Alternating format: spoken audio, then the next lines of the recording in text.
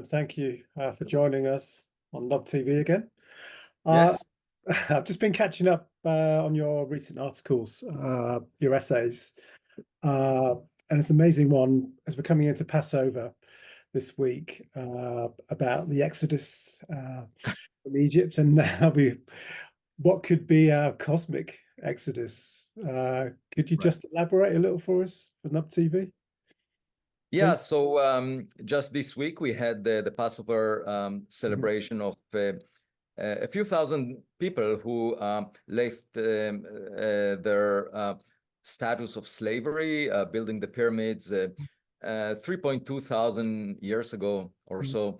And it's interesting that this historic event, which is celebrated by the Jewish people every year, has potentially significance for our future because we are currently confined by gravity to the Earth. And at a point where we will decide to leave the Earth and be liberated from its confines, we will explore a new world and that will potentially offer much more real estate for us, and it will establish a new community of people that will explore space.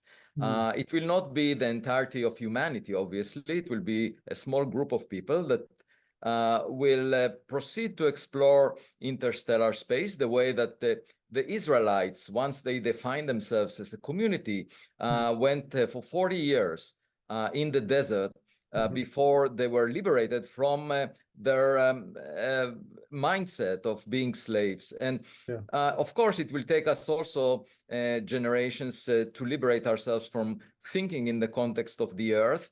And that group of people, you know, if we use conventional rockets, chemical rockets that we are currently using, it will take 40,000 years to reach the nearest star, 1,000 times more than it took the Israelites. But obviously, that will be enough time to contemplate a new vision for the future. And one may ask, okay, well, who is Moses that will take that group of people? My belief is that this Moses was already born, and it will happen in the coming decades. And the second question is, of course, what is the who is playing the role of the superhuman entity, God, that inflicted all the miracles on the Egyptians, allowing the community of people to liberate themselves from Egypt. And it seems to me like this would be played by an extraterrestrial advanced technological civilization. And of course, there are many parallels because an advanced scientific civilization may be far more advanced than we are because they had more than a century of science and technology, so they could potentially give birth to life in their laboratories. They can potentially, if they have quantum gravity engineers, even create a baby universe. These are qualities assigned to God in religious texts. And actually, Moses, who led the Israelites, was convinced of the existence of God and believed in it after witnessing a burning bush that was never consumed. And nowadays, you can easily buy it online, and it would have impressed Moses as much. And my point is that a much more advanced technology for us would look like a miracle, and that could convince us to venture into space. And so altogether, there are many parallels between our potential future among the stars and the story of Exodus. And I call that cosmic Exodus. Yeah, I love that. This is such a great, profound essay. I love reading that. Then my next question I've got really is just a general conversation about the physics of time travel. I know that you knew, Professor Stephen Hawking. Could you just go into whether you think time travel will ever be possible? Right. So in Einstein's theory of gravity, space-time is being curved by masses, and it usually takes a long time to travel. Even at the speed of light, to cross the Milky Way galaxy takes tens of thousands of years. But in principle, one can imagine that there are configurations of space and time that allow a shortcut where you can get from one point to another through another path that is shorter.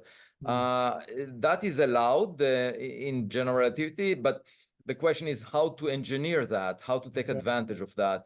But even if you are limited to the speed of light, once you get very close to the speed of light, time is ticking more slowly relative to an observer at rest. And so that would potentially allow us to make long journeys. For example, if we just subject our body to the same acceleration as we have on Earth, 1g, for a year, we would reach the speed of light with a spacecraft that generates that thrust. If we continue to do that for about 20 more years, we can cross the entire universe because time would tick very slowly in our frame as we get very close to the speed of light. Finally, there is the possibility that quantum effects, effects associated with quantum mechanics, would allow us to play tricks with space and time. We don't have a predictive theory of quantum gravity at the moment, but we do know, for example, that the expansion of the universe is accelerating. So the vacuum has an effect of a repulsive gravity that pushes galaxies away from each other at an ever-increasing speed that eventually, relative to us, will exceed the speed of light. We won't be able to see them. And if we could imagine a way of generating negative gravity, then that would be an engine that could propel us without any fuel to unlimited distances at an unlimited speed. So there are lots of possibilities, and of course we can develop our own technologies. It will take time. Another possibility is to, the way I see it, copy from another civilization that knows it already. And for that, we just need to look around and see if they possess technologies of our future. It may feel like copying in an exam, from a classmate that is more, that is smarter than we are. But if it saves us, thousands of years, so be it. Excellent. Okay, thank you. How's your research going at the moment? How's the Galileo Project? The most exciting result from the Galileo Project so far has to do with the expedition to the Pacific Ocean. We went there to retrieve materials from an interstellar meteor that was spotted by US government satellites a decade ago on January 8th, 2014. It was moving faster than 95% of the stars in the vicinity of the sun, definitely not bound to the sun based on the speed measurement. Moreover, it had very strong material strength, tougher than iron meteorites. And that led me to the possibility that it may be a Voyager-like meteor of artificial origin, because if Voyager were to collide with an Earth-like planet in the future, it would appear as a meteor of unusual material strength and unusual speed. Sure. So we went there to the site that was localized by the Department of Defense. We collected 850 droplets that melted off objects, and about 10% of them had a chemical composition different from any material that was previously reported from the Earth, the Moon, Mars, asteroids. And so that gives an independent indication that perhaps indeed the materials that this object was made of came from outside the solar system. The next step would be to find bigger pieces of the object, perhaps even the core of the object. And we plan to do that in another expedition within the coming year. It will cost $7 million. So we're currently seeking a funder.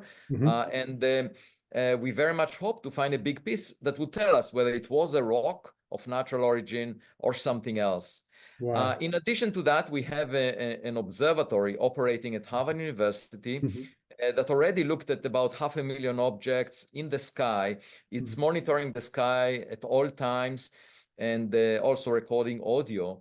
And we have machine learning software that analyzes the data and checks if the objects we see are known, whether they are familiar birds, drones, airplanes, balloons, satellites.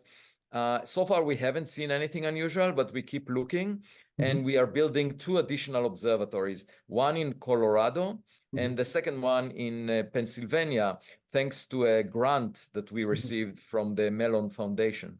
Okay, brilliant. Sounds like you're very busy. I mean, that expedition sounds amazing. I want to come. Oh, okay. If you bring us the $7 million, you're most welcome. Yeah, I'll come and make a film about it. That is true to anyone that gives us $7 million. Yeah. They can come. Okay. Well, thank you, Avi. It's always a pleasure catching up with you. So thank you for your time. I know you're very busy. Oh, my pleasure. My pleasure.